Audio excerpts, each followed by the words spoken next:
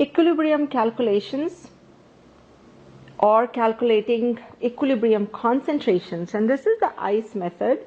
And ICE method is very popular for calculating the values of concentrations of an equilibrium.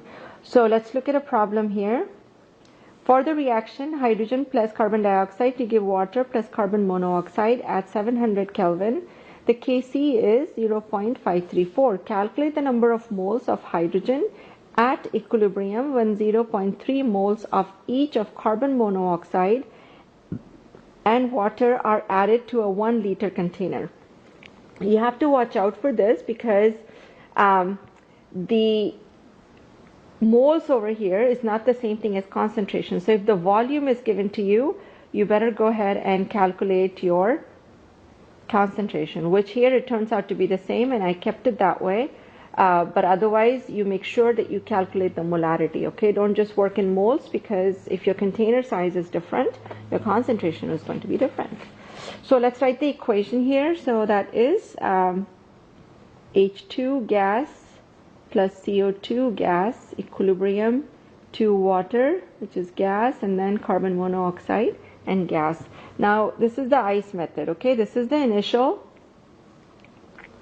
I is for initial, and the initial concentrations of hydrogen and carbon dioxide are 0. However, for water and carbon monoxide it is 0.300 because that is what is given to us. You can write molar or you don't have to write molar, it doesn't matter. As you know, the Kc and all of those, they don't really have any units, so it's up to you. If you don't want to write it, don't worry about it.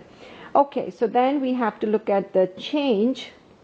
And the change as the reaction progresses is going to be plus X for hydrogen, because since you're adding the products, now if you only have products, the reaction is going to actually go backward. Okay, it's going to go towards the reactant size, which means that you are going to be increasing the reactants and you will be decreasing the products, okay, as the reaction goes on. And so then the equilibrium concentration is going to be X, and X for hydrogen and carbon dioxide, and 0.300 minus X, 0.300 minus X for water and carbon dioxide. So obviously the products have decreased in concentration, whereas you should have more of hydrogen and carbon dioxide. So then you go ahead and set up your Kc expression, which is H2O, carbon monoxide as the products, and then hydrogen and carbon dioxide as your starting material. And then you go ahead and plug in all the new concentration values. So 0.300 minus X, 0.300 minus X divided by X times X. Okay, and so now we can go ahead and do a little bit better job at this, because Kc is equal to 0.534. And I want to write it this way, 0.300 minus X squared divided by X squared. So you can see that both of these numbers are actually squared values. So what you will do is you will take the square root of all of the above. Okay, left and right, not just one side of the equation, okay, but both of the things. So which means that you have the square root of 0.534 and you have the square root of 0.300 minus X squared over X squared, which means that 0.7308 is equal to 0.300 minus X over X.